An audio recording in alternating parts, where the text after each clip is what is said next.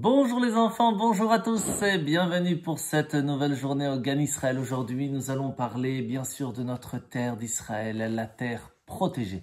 Hachem nous a toujours protégés dans cette terre. Écoutez bien ce que nous allons voir aujourd'hui. Il n'y a pas si longtemps que cela, la nuit du samedi soir Parashat Tazria, c'était le 13 avril 2024. L'Iran a attaqué la terre d'Israël. 170 drones que l'Iran a lancés contre nous. Plus de 120 missiles. Et pourtant, personne n'a été touché. Un vrai miracle. Hachem nous protège. La terre d'Israël est une terre protégée. Et c'est pour cela que nous devons, nous aussi, hommes, femmes et enfants surtout, de protéger nos soldats. Mais comment peut-on faire cela? Tout d'abord, est-ce que vous savez les enfants comment les soldats sont habillés? Ils ont des habits bien spéciaux. Ils savent qu'ils sont là, prêts à se battre pour nous protéger à nous. Prêts à donner leur vie pour nous. Et c'est pour cela que nous aussi, hommes, femmes et enfants, nous devons donner un petit peu pour que nos soldats puissent être protégés. Hachem nous a donné plusieurs façons de le faire. Alors, comment? Eh bien, nous allons commencer avec la chose la plus importante, la tzedaka. La tzedaka, lorsque l'on met une pièce dans la tzedaka, nous faisons un bouclier qui protégera nos soldats, qui protégera tout le peuple juif et encore plus en Israël. Donc vous les enfants, juste après cela, prenez le temps de faire de la tzedaka. Il y a une autre chose qui nous protège que vous connaissez sûrement, c'est la mezouza, mais bien sûr, la mezouza c'est le gardien des portes d'Israël. Vous avez déjà vu le nom d'Hachem écrit sur la mezouza sûrement. Le mot Shin, puis Dalet et Yud, Shakai, c'est le nom d'Hachem qui protège tout le peuple juif à la maison, même en dehors de la maison. J'espère que vous avez des mezouzotes dans votre maison, à la porte de votre chambre, car cela vous protège tellement les enfants. N'oubliez pas de demander à vos parents d'être sûr que vous avez une mezouza et surtout de vérifier qu'elle soit cachère. Il y a bien sûr une mitzvah extrêmement importante que peut-être vous, en tant qu'enfant, vous ne faites pas encore, mais que votre papa fait, c'est la mitzvah des téphilines. Les téphilines, à partir de 13 ans, le jour de la bar mitzvah, nous mettons les téphilines tous les jours de la semaine, sauf Shabbat, bien sûr, et c'est une protection tellement forte, tellement grande, que ça la protège la famille, mais même tout le peuple juif partout dans le monde. Il y a bien sûr, pour les filles, une mitzvah d'une importance capitale que l'on appelle Neshek. Neshek veut dire une arme en hébreu, mais en fait c'est aussi Nerot Shabbat Kodesh. Les bougies que l'on allume le vendredi soir pour la fête de Shabbat, et bien sûr pour les fêtes aussi, chaque fois qu'une bougie est allumée par une fille déjà à l'âge de 3 ans, cela amène une lumière qui protège nos soldats, qui protège le peuple juif partout dans le monde, et encore plus en Israël.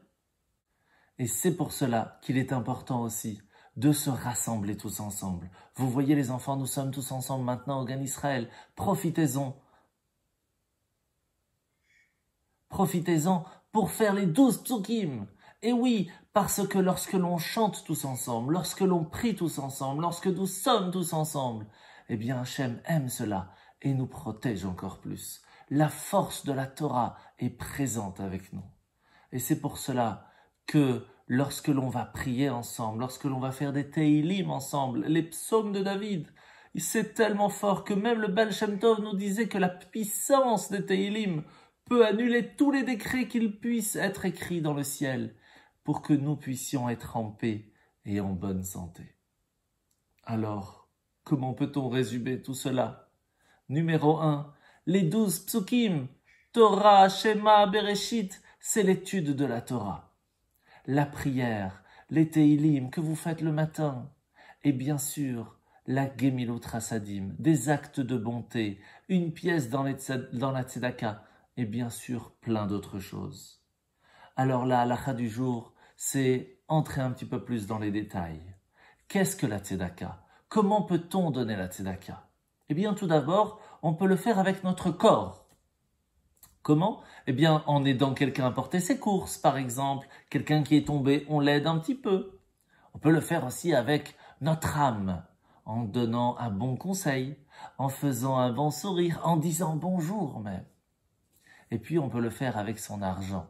Si quelqu'un, il a besoin pour manger, pour s'habiller, eh bien on partage un petit peu ce que l'on a, en mettant par exemple dans la tzedaka.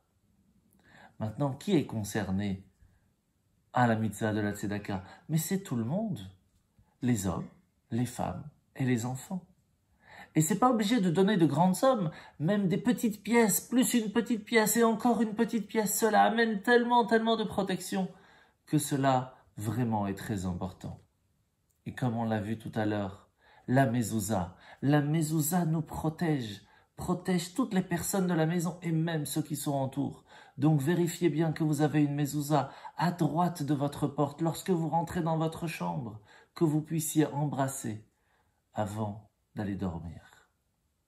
Quelle bénédiction fait-on sur la mezouza lorsqu'on la place? Baruch ata Hashem, etc. Likboa mezouza. Béni sois-tu Dieu qui nous a commandé, ordonné de fixer une mezouza. Et pour cela, nous allons finir avec une petite histoire. L'histoire de ce matin sera l'histoire de l'arme secrète. Une arme secrète que nous avons depuis très longtemps et que le Rabbi de Lubavitch nous a rappelé en l'année 1967. C'était le Shabbat juste avant la guerre des 6 jours. Le Rabbi a demandé à tous les chassidim et à tous les juifs d'aller partout pour mettre les téphilines à tous ceux qui n'avaient pas encore eu l'occasion. Tous les chassidim, tous les juifs qui ont eu le message sont partis partout, dans le monde entier et bien sûr en Israël, avec les soldats pour leur rappeler de mettre les téphilines.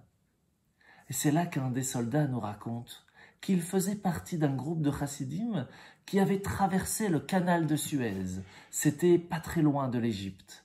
Et c'était très dangereux. Il y avait tous les soldats qui étaient pas très loin et qui voulaient nous faire du mal.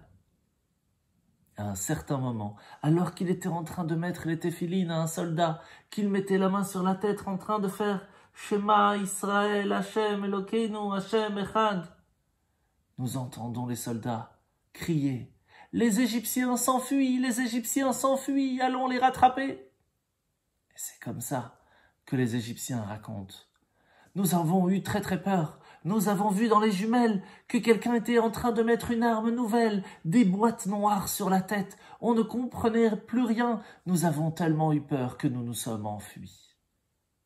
Le secrétaire du rabbi, le Rav Kroner, raconta au rabbi cette histoire en lui disant « Apparemment, les soldats égyptiens ont cru que les téphilines étaient une arme sophistiquée et secrète. » Le rabbi lui dit alors d'un ton sérieux « Mais oui, les téphilines sont l'arme secrète du peuple juif. Les téphilines protègent le peuple juif. Donc les enfants, n'oubliez pas, lorsque vous avez vos parents avec vous, vos familles, de ne pas oublier de faire toutes ces mitzvot, et encore plus celles des téphilines. Bonne journée, et à bientôt, Bezrat Hashem. Passez un bon moment sur le Gan Israël, et bien sûr, venez tester vos connaissances sur MyTorah Kids, l'application qui vous permet d'apprendre en s'amusant. Car en plus de cela, plein de cadeaux sont à gagner. Donc n'oubliez pas de venir sur mytorahkids.com, télécharger l'application, venez tester vos connaissances et Bezrat Hashem gagner à la compétition. Bonne journée et à bientôt.